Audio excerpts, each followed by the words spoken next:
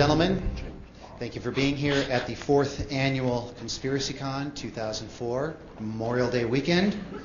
Appreciate that you're here. Most of you were here this morning when I made a few announcements about how many of our presenters are solution-oriented. And the person you're about to see is just such a person. He is going to be provided with an introduction,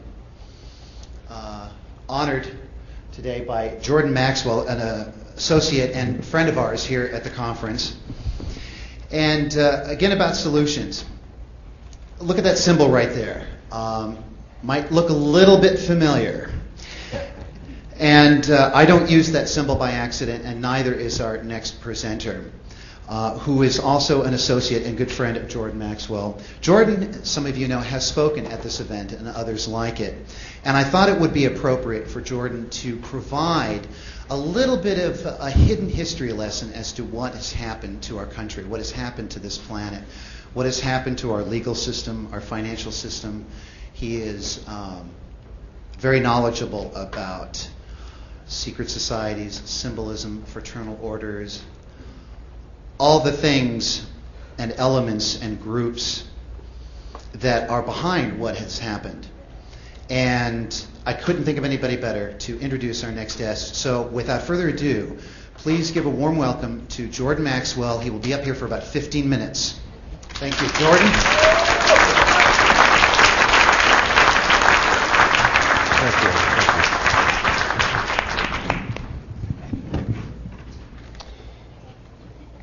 First of all, I want to thank you all for being here with us today. A lot of kind words have been said about me, but I want to clarify a few things. I'm not the world's foremost authority on anything. I never have been, I'm not now, nor will I ever be. I'm too smart for that. Because I know how much I don't know. And I'm learning every day that I live, the world keeps opening up larger and larger. And I started this escapade back in 1959. I started talking to audiences in 1962 about secret societies, the New World Order, occultism, and it was in 1966 that Anthony J. Hilder produced his first record set with Myron Fagan on Illuminati. And it was Anthony J. Hilder and Myron Fagan who introduced into American society the idea of secret societies and Illuminati. So when you hear the concept being discussed by anyone of secret societies, and especially that word Illuminati, remember it was Anthony J. Hilder who introduced it, and the man who talked about it, Anthony actually produced the records, and it was Myron Fagan, a very important man that you need to know about, who's no longer with us. Myron Fagan was the man who introduced the idea of Illuminati. As I said, I was talking about these subjects back in 1962, before most of the people who now talk about it were even still in school. So consequently, I've looked at many different areas of conspiracy since that time. And I'm appalled at what I see happening in this country today. We are told that America is the land of laws, a nation built on laws. In point of fact, nothing could be further from the truth. America is run by people who are lawless. We have no law in America, and understand that. The law is whatever the powers that be in power happen to say it is today. Whatever they say it is, that's what the law is today. And it may change tomorrow. So what you need to understand is this is not a nation of laws, it's a nation of lawlessness.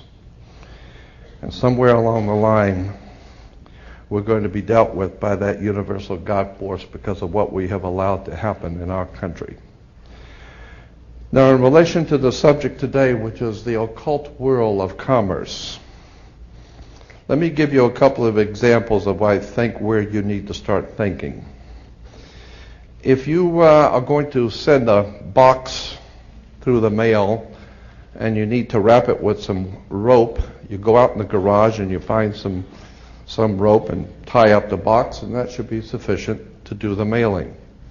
But if you're going to take that rope out to the edge of a 10-story building and hang on it, you better trust and you better examine the integrity of that rope now, because your life hangs in the balance on it.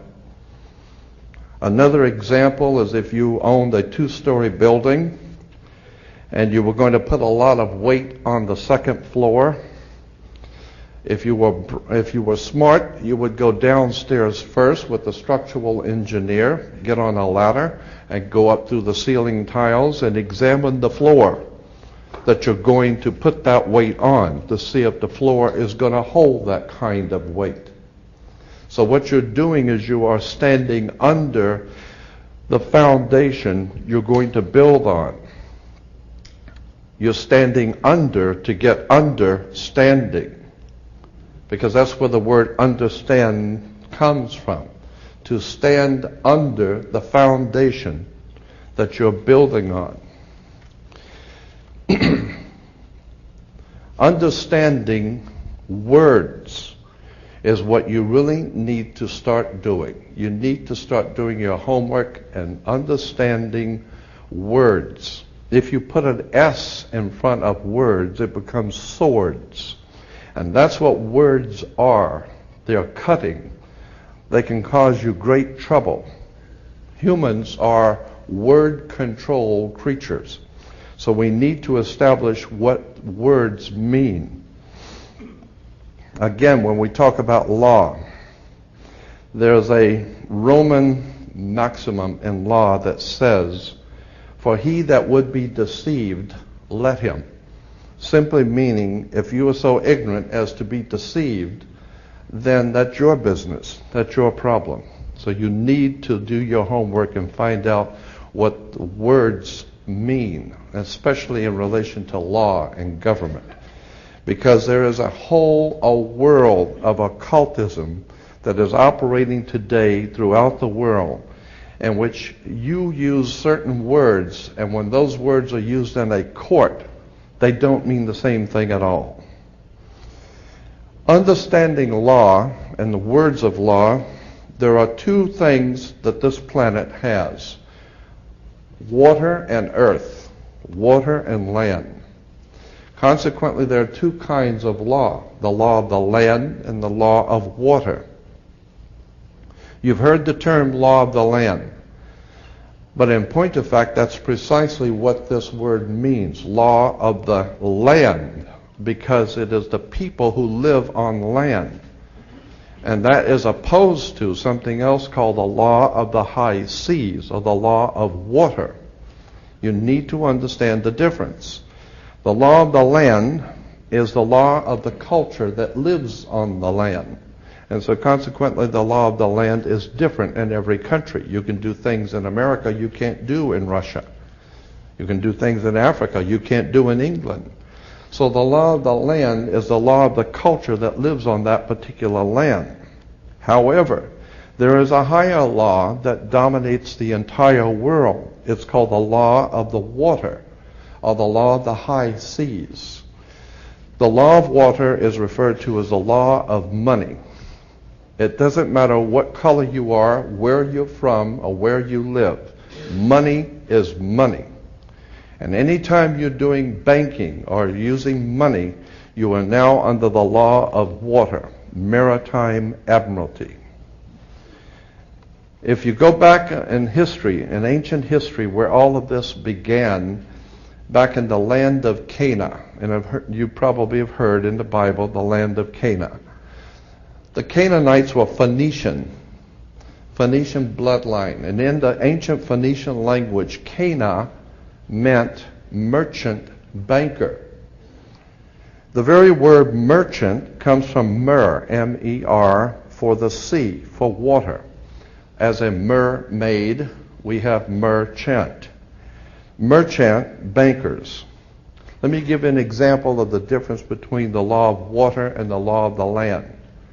The law of water, as I said, is a law of banking, money, as opposed to the law of the custom of the people or the law of the land.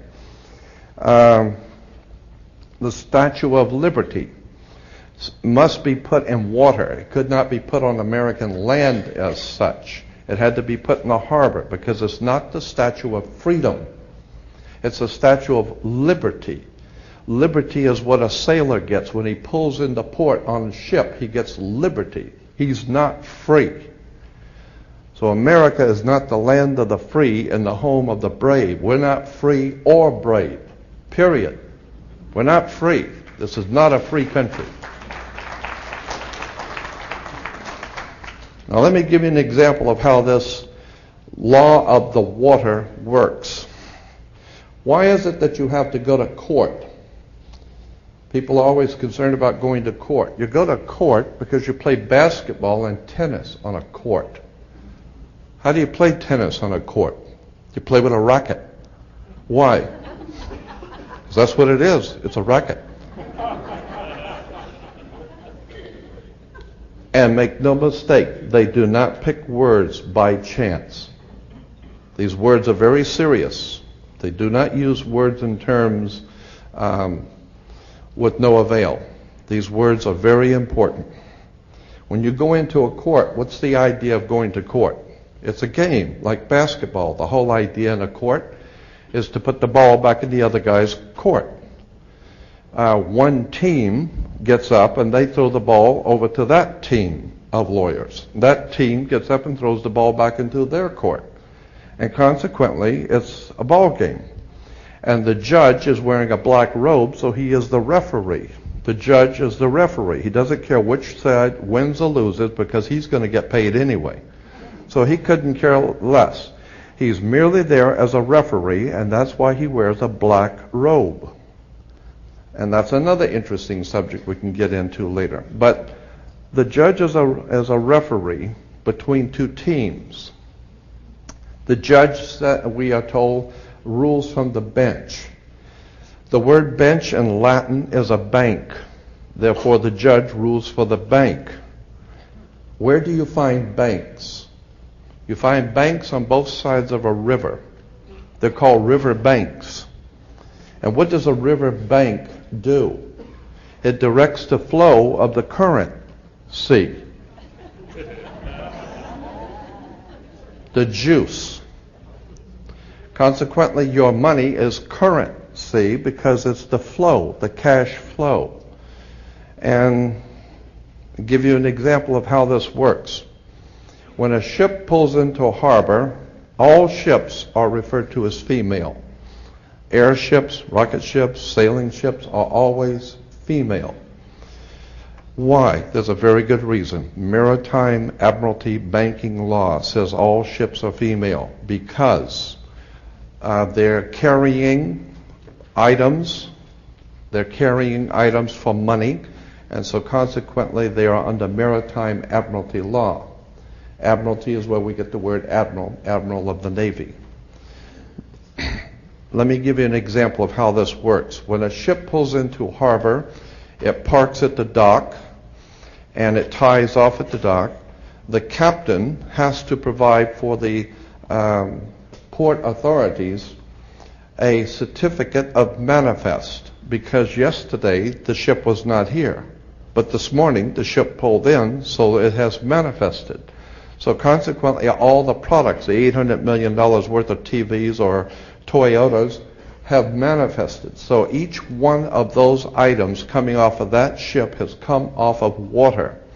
And each end they has come in a ship. And consequently, on a ship, all ships have a captain. The word captain comes from a Latin word capital, money. So the captain represents the money that's on board the ship. And as I said, the captain has to present to the port authorities a certificate of manifest for each and every item. How much does it weigh? What color is it? How many doors does it have? Etc. And consequently, the captain presents a certificate of manifest. The ship is sitting in its berth. Wherever a ship sits when it docks is called its berth. she sits in her berth, berthing a ship. Consequently, all the items, as I said, coming off that ship represent money. They came in on water. They are maritime admiralty product. And this is true all over the world. Now, when you were born, your mother's water broke. And when your mother's water broke, you came out. And this is why you have to have a birth certificate, because you are a maritime admiralty product under international law. You are considered, your body is considered a maritime admiralty product. Your mother delivered you. This is why if you go to Sears and buy a refrigerator, they will ship it to you. They will deliver it. And that's why you were in your delivery room. Your mother was delivering a product. Maritime admiralty. You came down your mother's birth canal. And once you, and as you're taking one of the televisions or the cars off the ship and it falls down and breaks, that's all right. Sometimes they're stillborn, so consequently you've lost money on that one. Therefore you have to have a death certificate. And it's always signed by the doc. The doc has to sign your birth certificate and your death certificate. All of these words and terms are maritime admiralty banking words. And therefore, if you understand lawyers and judges and courts and government are all under international maritime admiralty law. All religions, all churches in the world operate under maritime law. This is why all churches are divided into denominations, like 20s and 50s and 100s. Serious. This is why they're called denominations, because all churches are nothing more than the product of maritime admiralty banking. It's an extraordinary story of occult treason, high treason and crimes against the state. Make no mistake about it. There has never been a country on the face of the earth as far back into history as you can go. There has never existed a country in which the people rose up and demanded their right to be free. Never. The concept of human, spiritual, intellectual, and physical freedom is a totally concept that has never, ever existed on the earth. The only time that has ever come into existence was the founding of this country, where it was understood that we were sovereigns and we owned our bodies, and consequently, since 1868, we're now under international maritime admiralty law. Think about this. When cowboys in Indian movies, when the cowboys would ride into town, they'd get off the horse, they were wearing guns. How come they could walk into a bar carrying guns? And if two guys got in an argument, they could go out on the street and draw on each other in front of the sheriff's office, and the sheriff would do nothing. How come? How come that men could go out in the street and shoot each other in front of everyone and have nothing be done about it? The reason why is because before 1868, all Americans were considered sovereigns. And that's one of the nice things about being a sovereign, is you have the right to be yourself. And consequently, you need to understand that, in one last point I'm going to make before I introduce your speaker, that in 1868 there was a corporation founded. Anyone can incorporate a company. Well, in 1868 there was a company incorporated. And in that particular company, the founders of that company they referred to it as the United States Corporation. And they stipulated that anybody who would be a member of that corporation or work for that corporation would be called not an employee but a citizen. So today, if you are asked, are you a citizen of the United States, what you think you're being asked is, are you lawfully in this country to do business? That's not lawfully what's being asked. They didn't ask if you were in America. lawfully. They ask you a specific question. Are you, of your own volition, out of your own mouth, testifying that you are a citizen of the United States? Because in that way, citizen of the United States means you are an employee of a foreign corporation operating on international maritime law. So today, the President of the United States is the President of a privately owned company. The company is called United States. And the word president is always a word that is used in corporate law. Banks have presidents. All companies have presidents. So there's a corporation called United States, privately owned, and it has a president. President Bush is not the president of America. President Bush is the president of a privately owned company. Privately owned, out of England. And you need to understand words and terms. Because I believe that there is a divine presence in the universe that men call God, and one day that divine presence is going to move on the earth, and we're going to see freedom come back to this world. And when it does, you're going to need to understand words and terms and how they have been used to trick you. And that's the speech that today I'm introducing Jason Whitney to give you some ideas about how these words have been used to enslave you. And with that, I'd like to introduce my friend, Jason Whitney.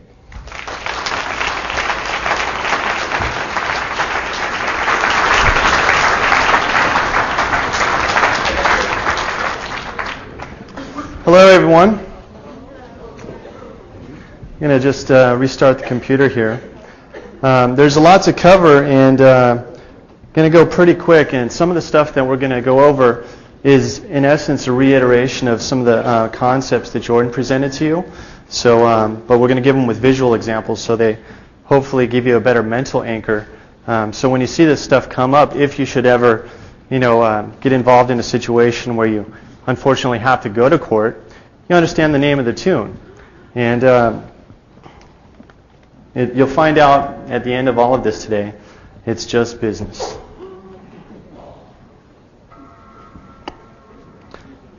I was first introduced to Jordan Maxwell approximately 3.5 years ago. I was up late at night, and it was about 3 o'clock in the morning when my girlfriend had said, "Hey, you got to listen to this guy." And I was doing homework. I was originally a computer science major, studying network engineering. And I set my books aside, and I walked over to the table, and I flipped on the channel so I could hear the radio in the room I was in. And I hear this guy talking.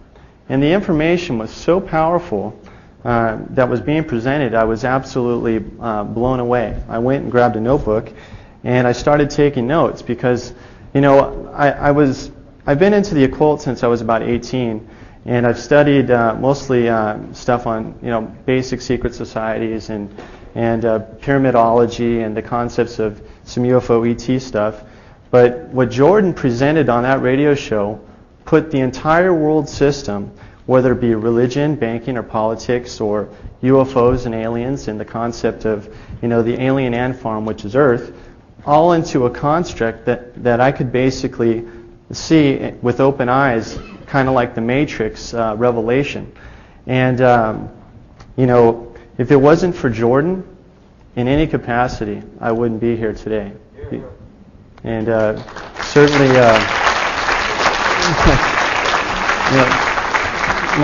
myself and a collective group of people that have become researchers, and I like to consider myself, in essence, still a neophyte, because I'm not an expert on anything like Jordan.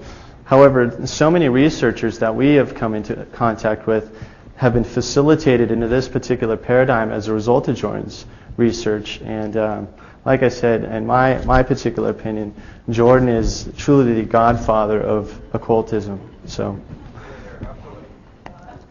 just wait for this machine to boot up here so I can get to the good stuff.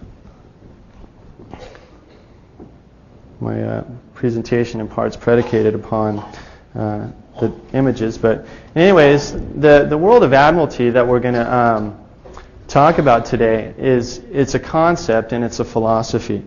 What the system, Jordan explained that there's two kinds of law in the world. There's civil law and there's the law of water and money. Well, we have our common law system where collective groups of people come together and they agree to follow particular behavioral patterns. However, the banking system, or the banksters or gangsters or whatever you want to call them, have collectively, through thousands of years, have set up a situation where they can manipulate people to superimpose a legal system that is not based entirely on law, it's based on commerce. And so this artificial let's pretend construct has basically been superimposed over our law of our land. And as we'll get into it, I'll explain that, or I'll try to demonstrate further that we are not operating in a common law system anymore, although the common law is still here and we need to understand how to access it and how to use it to our advantage. But most people, unfortunately, are so ignorant of what the law is, or what the codes are, or what the statutes actually say, and how they particularly apply to them.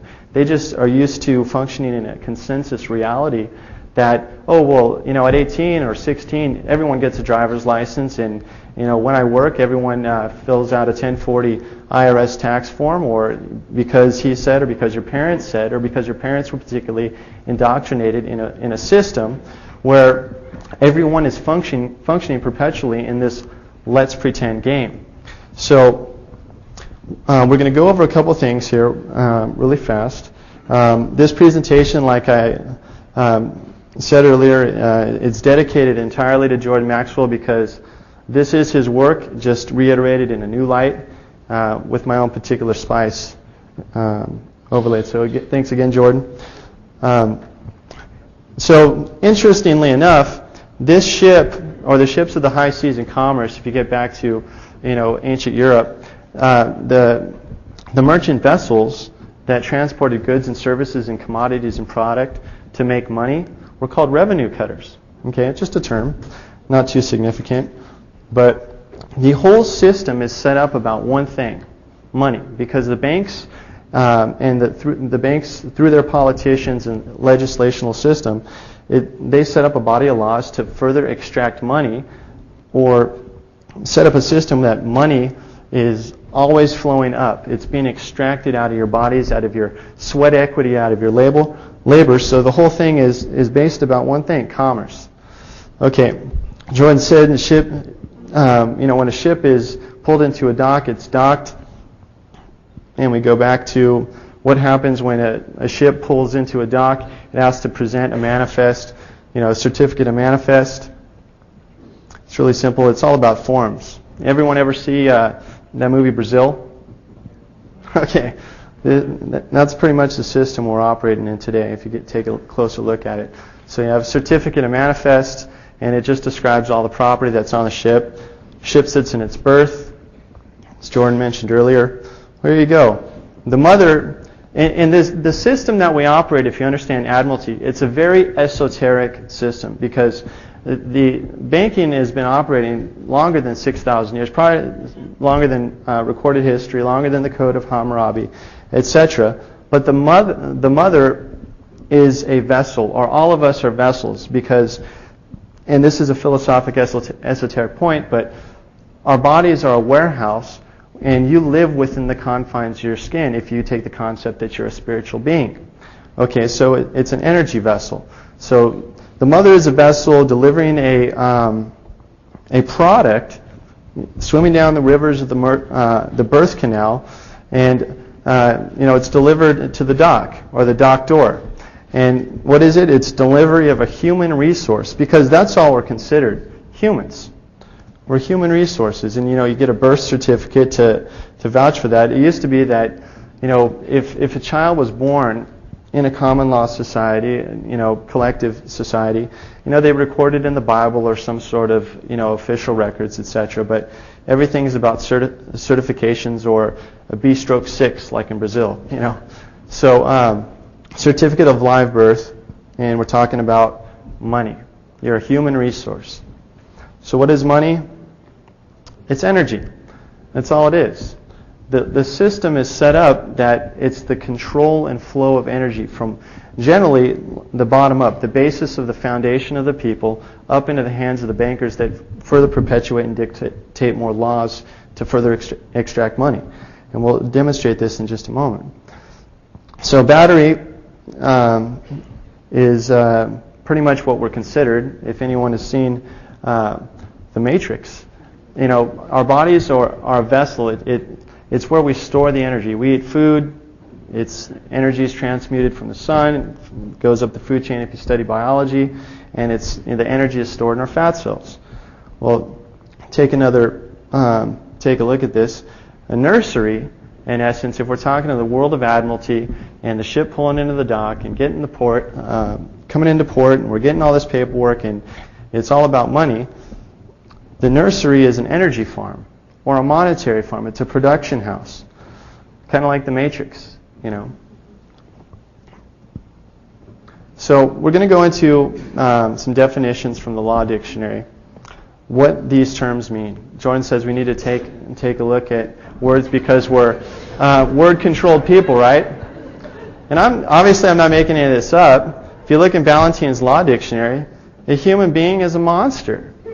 So that's what, when you walk into court, this is how they're looking at you.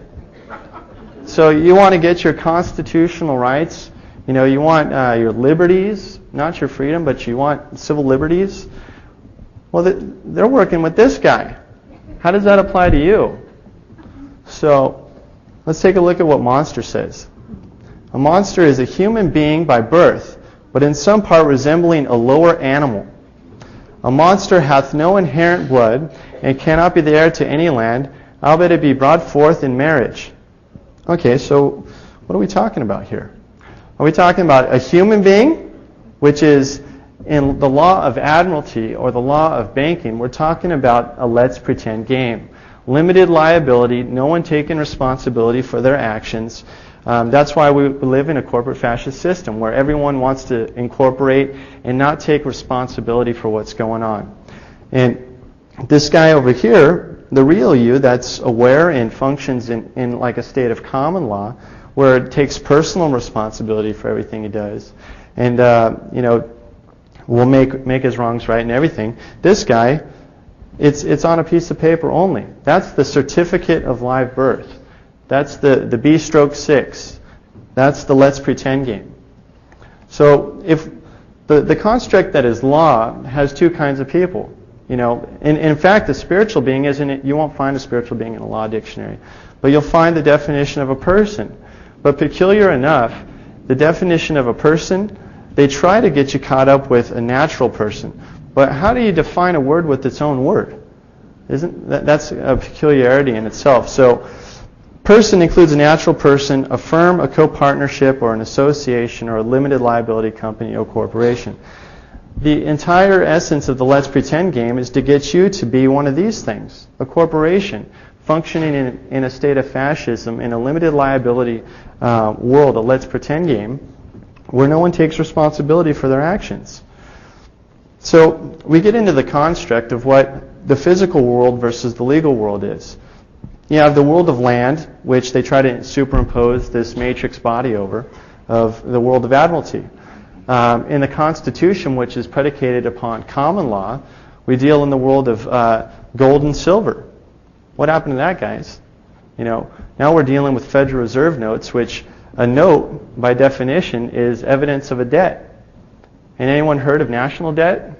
Yeah. Or how about income tax? All income tax does is go to pay national debt. It doesn't pay your streets. It goes to pay the national debt with the Federal Reserve. And the Federal Reserve came into act in 1913. And that's a whole story in itself. And the taxes that are generated as a result of using Federal Reserve notes, who collects that? The IRS. When were they started? The same year as the Federal Reserve, 1913. But guess where the IRS is based out of, guys? Puerto Rico. It's not even an agency of the United States government. That's a whole story in itself. So we have consciousness over here in the physical realm, but the legal realm, it's completely devoid of consciousness. We have present or represented. You ever hear the term in court? you're represented, or you need an attorney to represent you, because we're playing in the let's pretend game over here. And when you're dealing in the world of the physical, you have lawful. In the legal realm, in the world of statutes and codes, we have legal. And again, real versus fiction, substance versus reflection. We have the real thing, the real essence of substance, or we have the thing named. And we also have the creditor, or we have a debtor, a lender or a borrower, object versus symbol, a physical body, or a paper certificate, such as a birth certificate. So, in essence, who you really are considered to be legally is a fiction, a concept or idea expressed as a name, a symbol that legally has no consciousness. It is a juristic person. It's en legis. It's a word written on a piece of paper. It's not you.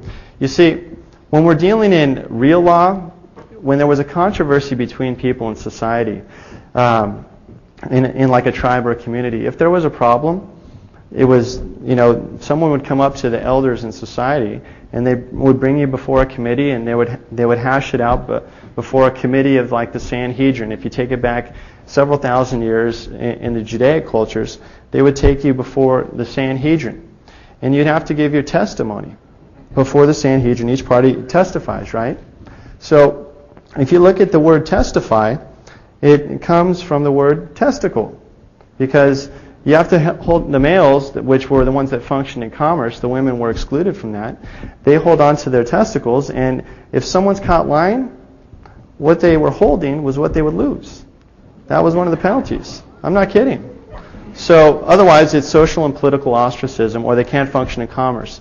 They become basically a persona non grata. They don't exist. They don't function in that society. They need to move to a new location.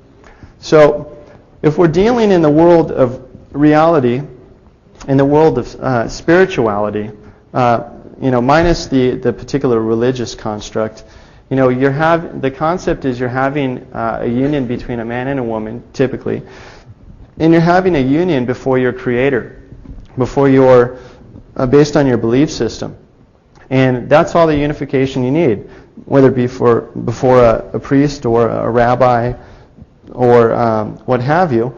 It is your particular contract, your covenant with the person that you love.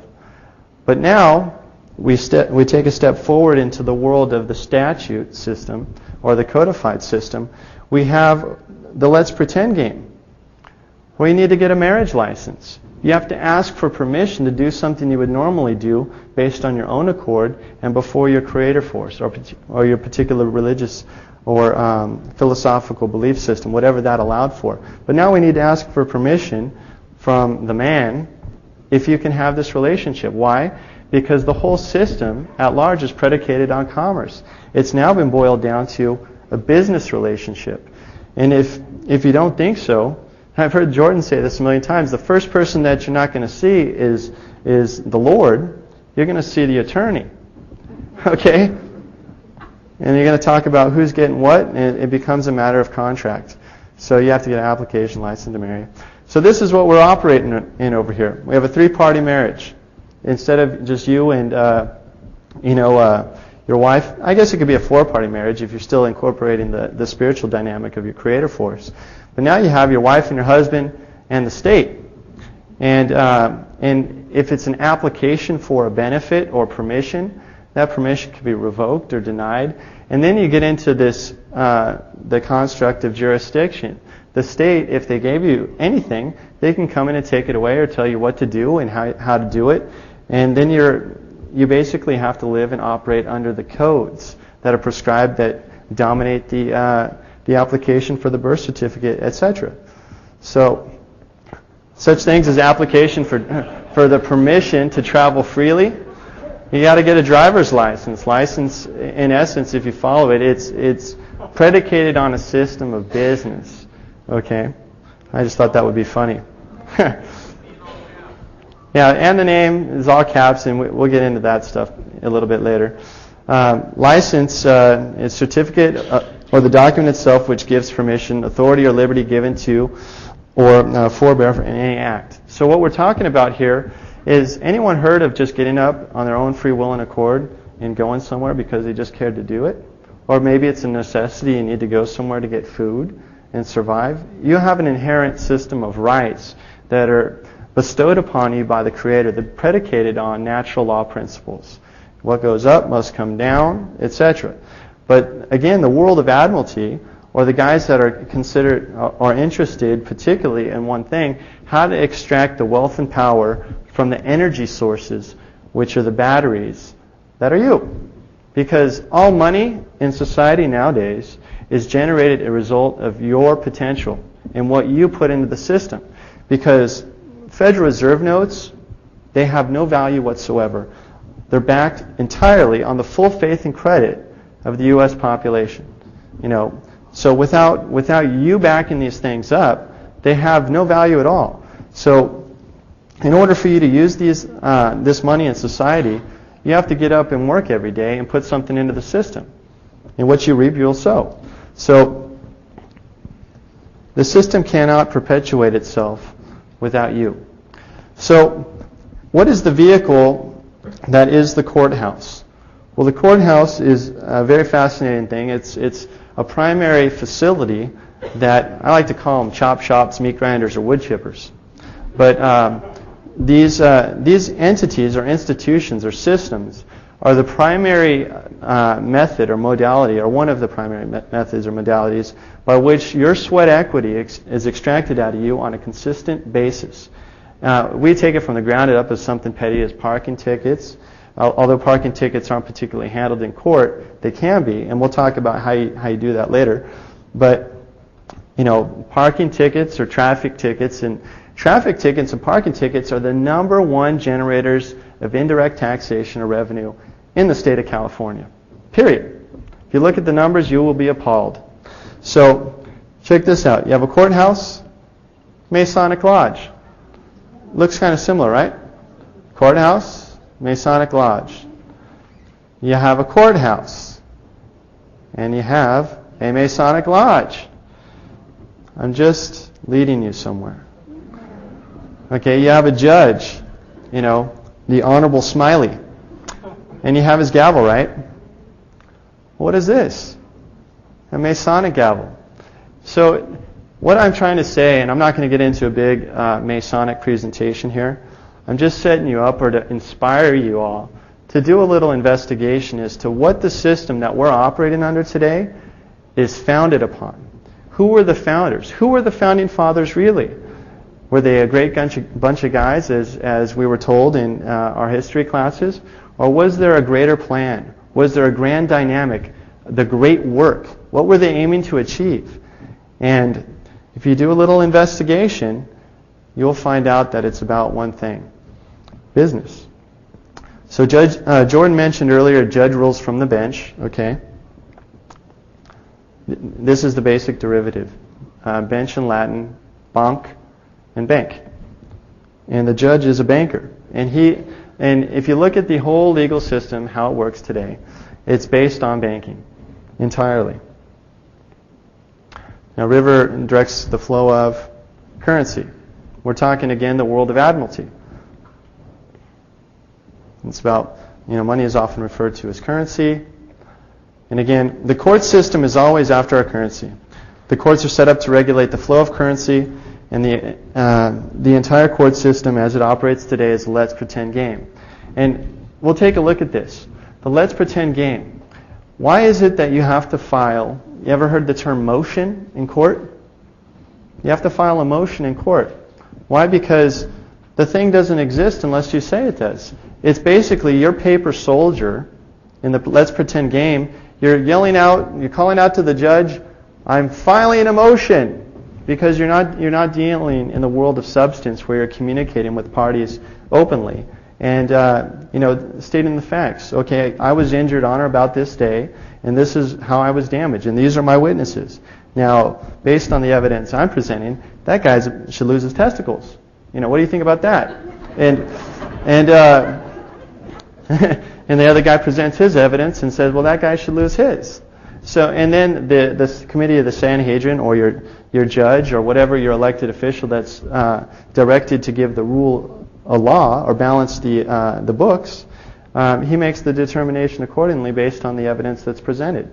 But now we have a system of judges in our corrupt system that typically make up the laws that go along because they have a vested interest in the outcome of every court case.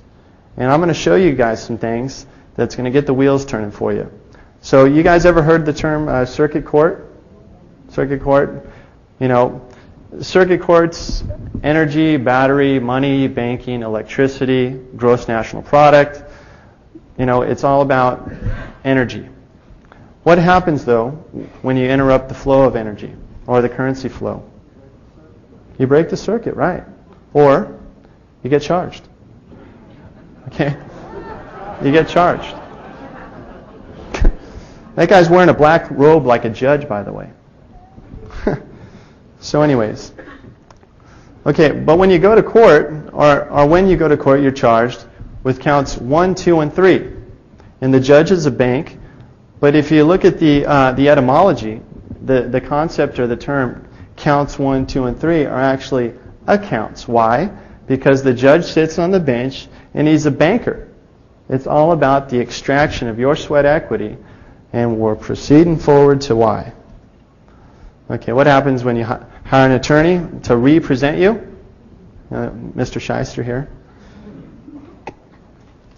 You know, again, why do you need to get an attorney?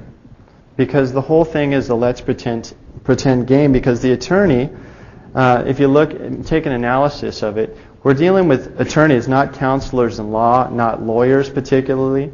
We're dealing with an attorney that's there to represent the certificate or piece of paper, the artificial person or the natural person that cannot stand and speak for himself properly, or the presumption is so unless you rebut it.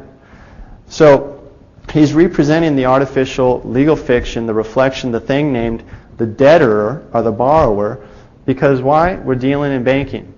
You're there. Most of the court cases or lawsuits are of and pertaining to money, are they not? Why else do you go to court? You know, all crimes are commercial. If you look at the legislation and the codes, everything boils down to a dollar value. And in fact, I have, not with me today, I have a case, the president of Tyco, he was convicted in court, and he was awarded, or the sentence was like a $25 million fine, or the end result was like $25 million fine or something like that. If he didn't pay it, he was going to jail for life. What did he do? He whipped out a check, cut it, paid it to the court, and the game was over. He didn't go spend one day in jail because it's based on bookkeeping entries, the entire thing. So if you got enough money, as most of you have an inherent understanding, if you got enough money, you're not going to jail because you can get lots of attorneys to represent that piece of paper to make a deal with the judge or to properly represent you, such as OJ, and get off. Okay, so when you hire an attorney,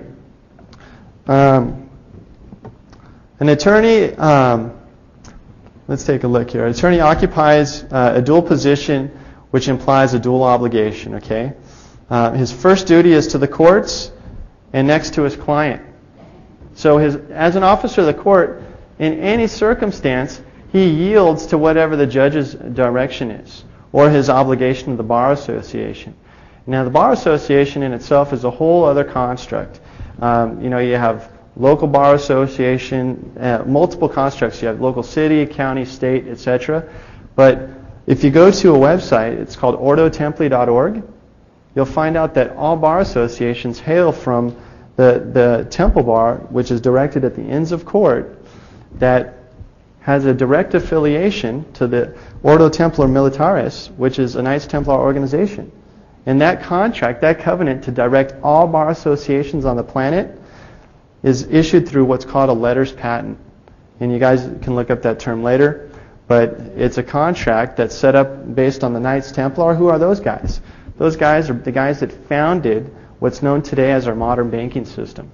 So, in any regard, with respect to the court, if you hire an attorney, you're called a ward of the court. You ever hear that? As an operation of law, if you hire an attorney, you're considered a ward of the court. But if you look up the definition of ward of the court, it's infants or persons of unsound mind.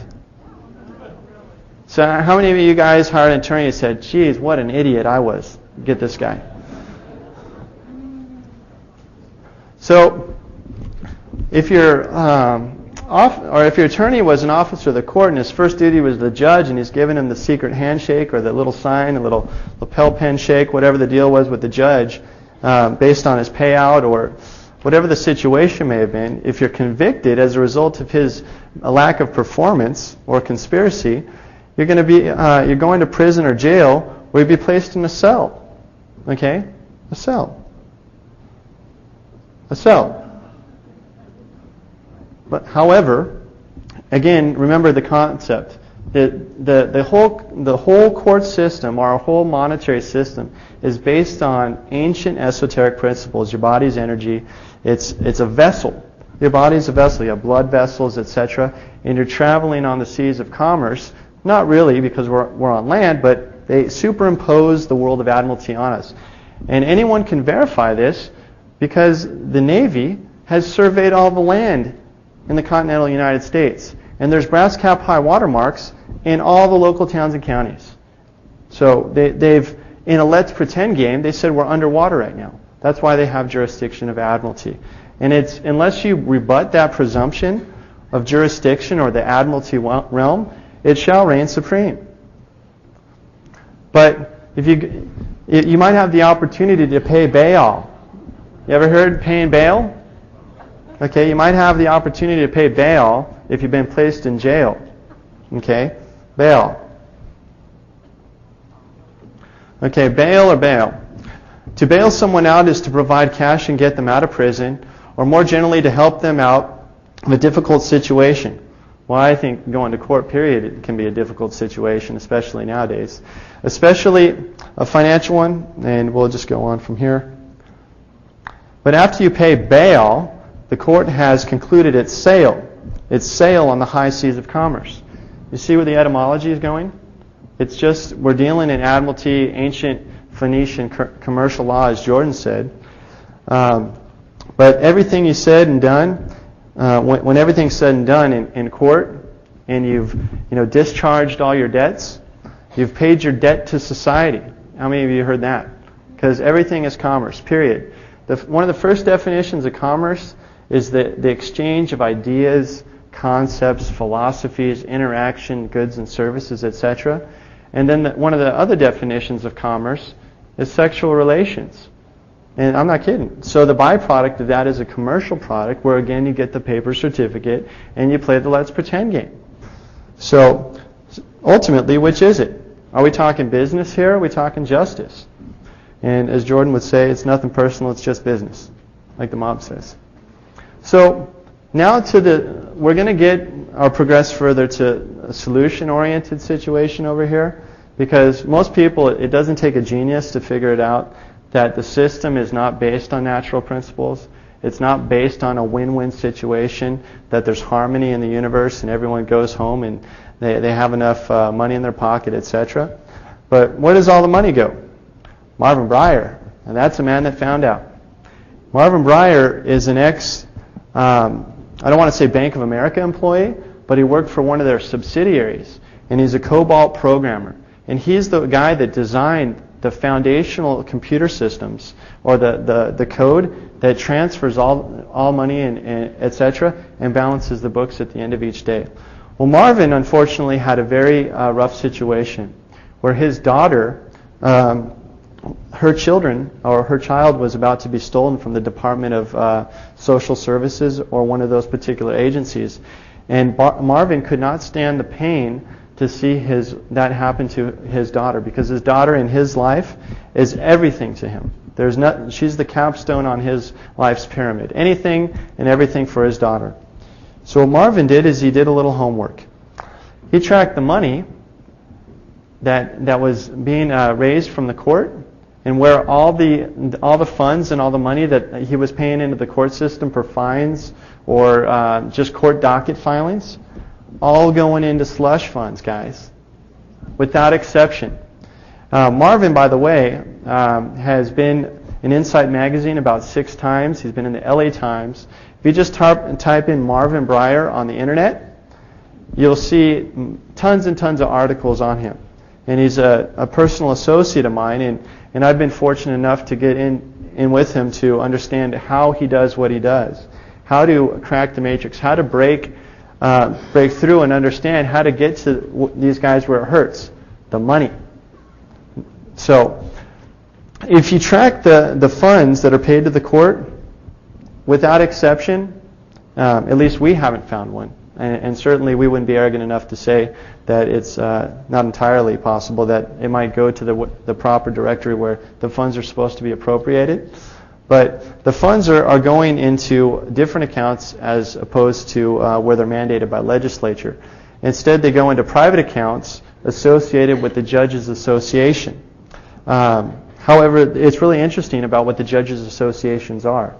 And you can look at any court system in America. Namely, we like to particularly look at Los Angeles because a lot of us are originally from there and done a lot of investigation over there.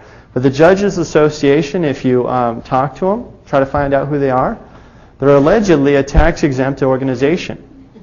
However, they're not registered at all with the IRS. Period. They fall under a 508 category. And I'm not a super huge tax guru, so I'm not going to get into the codifications. However, the IRS turns a complete blind eye to the fact that they haven't properly registered, but they're amassing tons of these funds. Okay? So, but you'll find out why. You go to tax court, or you go to court based on willful failure to file, or you're not paying your fair share, etc.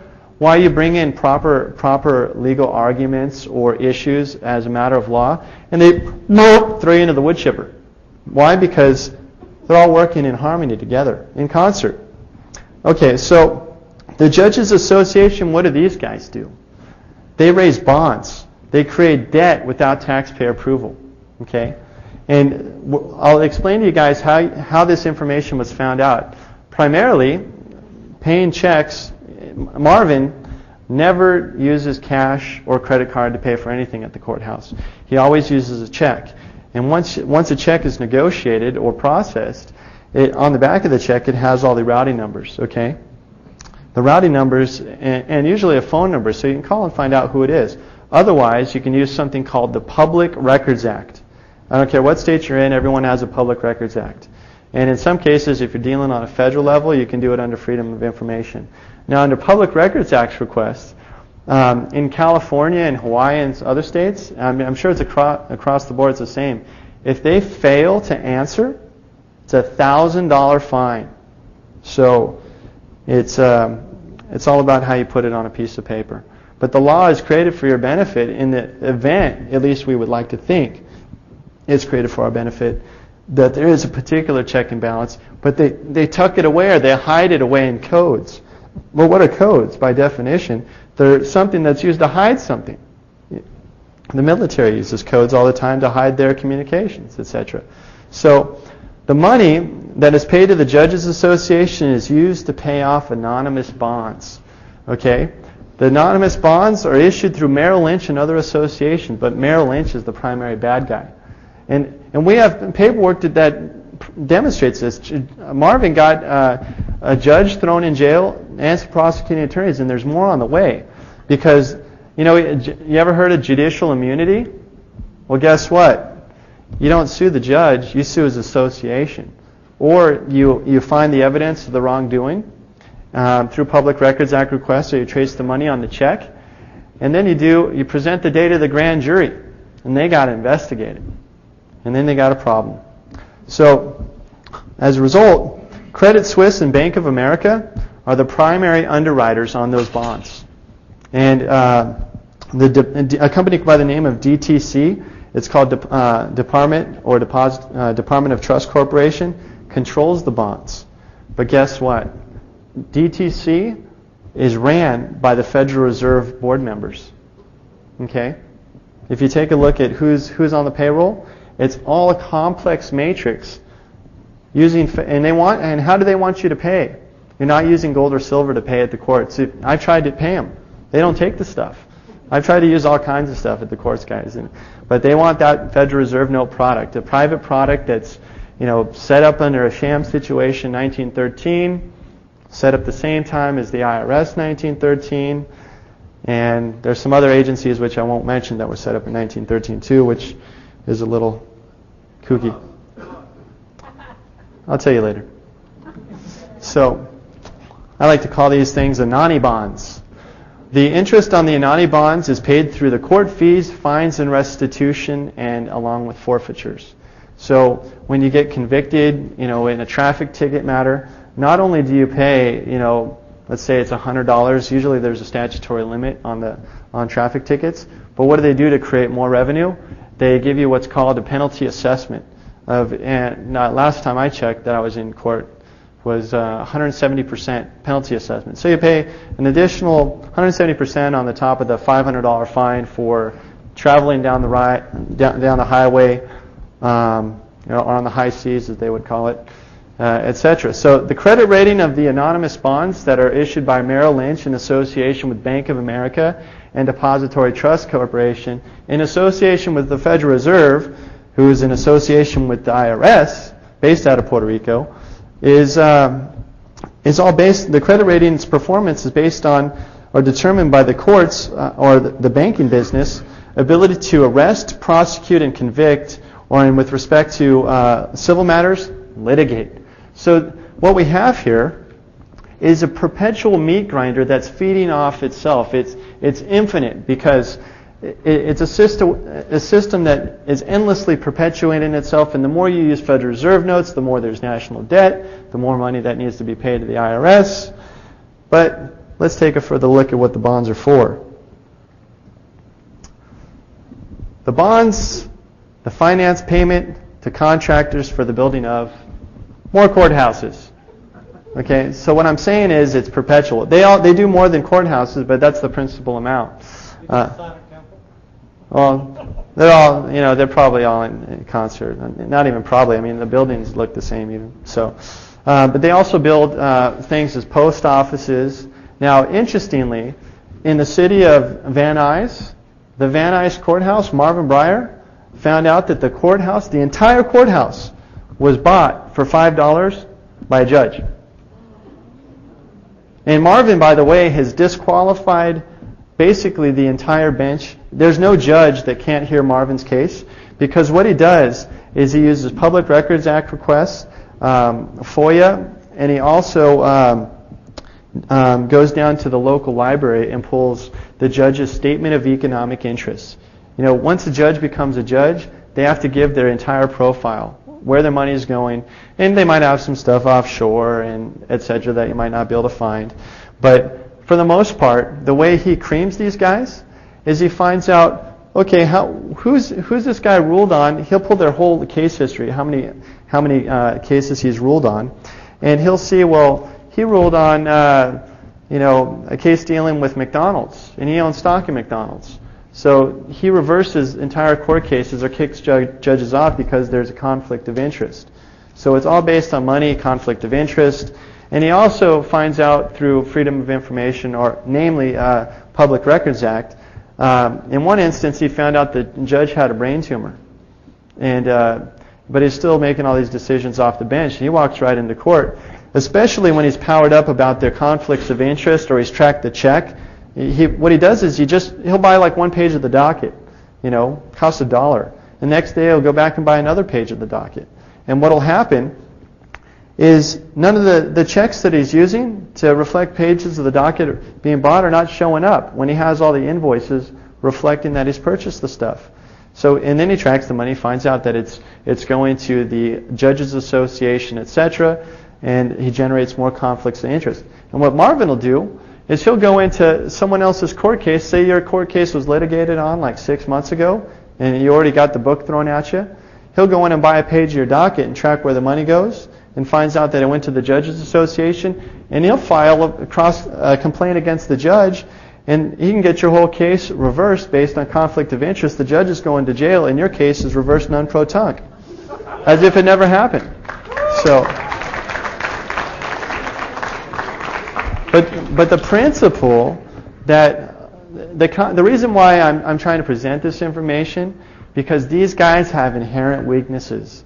And our system, and I believe in the concept of law as agreement between the parties based on natural law principles. Whether you look at the Bible or any particular belief system, there's common natural law principles that if most people never violated, we never have a particular problem. So in any regards, you hit them where it hurts, and it's the money. Because anytime these guys are fooling with money, they have a bad habit. And it's usually as a result of their misappropriation of funds. And you guys want proof? Here's a sample of the couple of checks that were cut from the Judges Association. This one is only $71.60, but we have others that range from several thousands. And but it doesn't take $571. But we have some that got a couple extra zeros on there. But the whole point is, all it takes is 1 cent to be misappropriated for the guy to go to jail. Yeah, my stepmother used to work for a judge in a courthouse. And they couldn't even make a photocopy of something for anything other than what was required for their particular office. Otherwise, it was considered a misappropriation of funds, and it was a felony. So 1 cent is all you need. So this is an example of Marvin's slush funds. If you guys do a Google search, you'll find endless articles about Marvin and what he's been able to do. This is the end of the basic essence of my presentation, but I'm going to talk to you guys more in detail about how to do Public Records Act requests. But in relation to the PowerPoint, as in the words of Jordan Maxwell, you better go back and do your homework.